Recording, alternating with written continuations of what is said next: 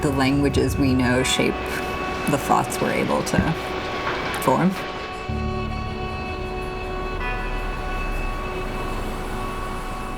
That's something I've always known and have always been interested in and aware of.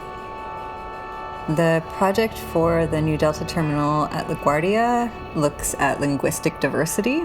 It started with the Garden of Forked Tongues, the project I did for the Queen's Museum a few years ago, which was looking exclusively at endangered languages that are spoken in the borough of Queens.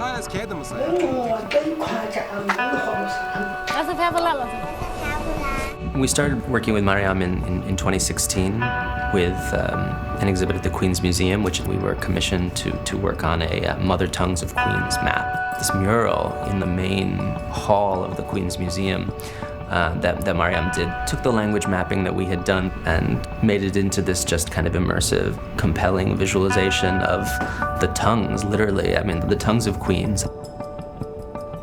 Since this project is being installed at LaGuardia and will be up for at least 30 years, I decided to look at all the languages that are spoken in the New York City area, not only the 5 boroughs, but also the areas that are kind of most contiguous with New York City and that are served by the airport. New York is probably not just the most linguistically diverse city in the world, but possibly in the history of the world.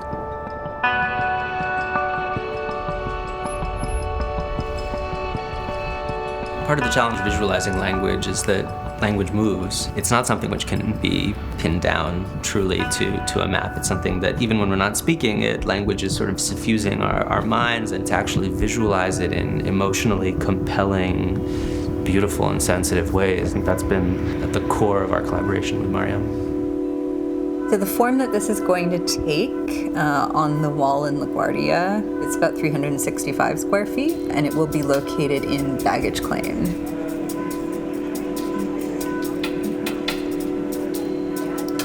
What it looks like is a large stormy sky with sort of spheres. They look like clusters of small circles that almost look like kind of planets. These are some of the early test tiles that we did to figure out what the stamping might look like. They're engraved, basically debossed, with the endonym, the name of that language in its own language and in its own script.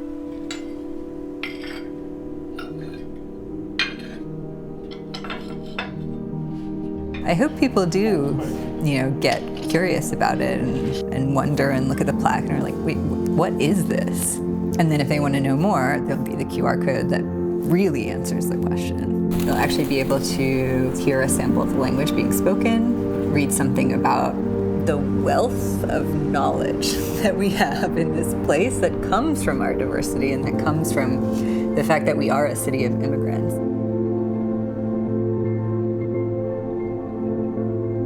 Approaching it through language, helps us to see diversity not as something that lessens us, but that multiplies us.